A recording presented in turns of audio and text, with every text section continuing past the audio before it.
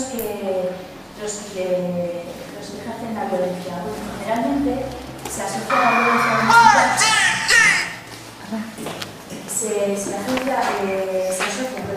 La violencia doméstica con el maltrato de un hacia la mujer. ¿Por qué? Pues porque actualmente por esa regla está más extendida la persona, el maltrato de un hacia la mujer.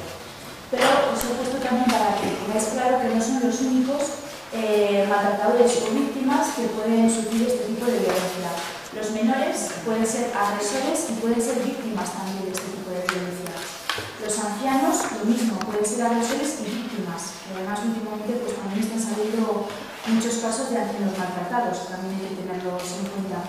Los hombres también, generalmente este tipo de violencia son los agresores, pero también hay un porcentaje mínimo, pero hay un porcentaje importante de hombres que son víctimas también de este tipo de violencia. Parejas homosexuales también sufren malos tratos, personas con discapacidad que también pueden ser agresores y víctimas, y enfermos mentales, pueden ser agresores o víctimas.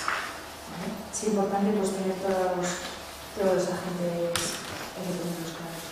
Bueno, hay una interpretación social que se suele dar a este tipo de violencia, que es la dicotomía entre hombre y mujer, es decir, la diferencia que hace la sociedad a los hombres y a las mujeres, y que todos aceptamos. Es decir,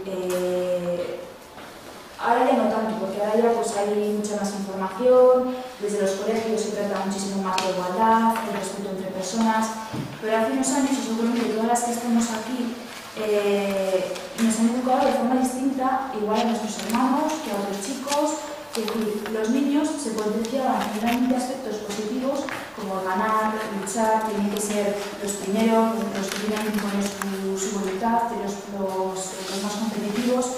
Y a las niñas, sin embargo, pues nos educaban en aspectos más pasivos, como que tenemos que cooperar, cuidar a otras personas, pues a hermanos pequeños, a nuestros padres cuando vamos creciendo, que tenemos que obedecer siempre lo que nos dicen. Entonces, estos comportamientos, aunque sean pasivos, pero son positivos, es decir, no es que sean una cosa negativa como nos educaban a las niñas de los niños, ¿no?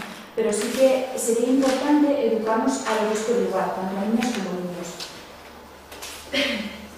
Porque a los niños se les restringen los aspectos pasivos, es decir, los niños cuando son adultos y se les educa en este tipo de conductas, son incapaces de cooperar con otras personas, no saben cuidar a otros, no saben obedecer a algunas cosas, ¿no? Y las niñas lo mismo, se nos restringen aspectos como el ganar, el luchar, el imponer. Y muchas veces a la mujer, cuando crecemos y entramos en el mercado laboral, ¿no? Para poner un ejemplo, a veces tenemos que elegir entre llevar una familia y triunfar en una carrera profesional, en una carrera académica. Muchas veces,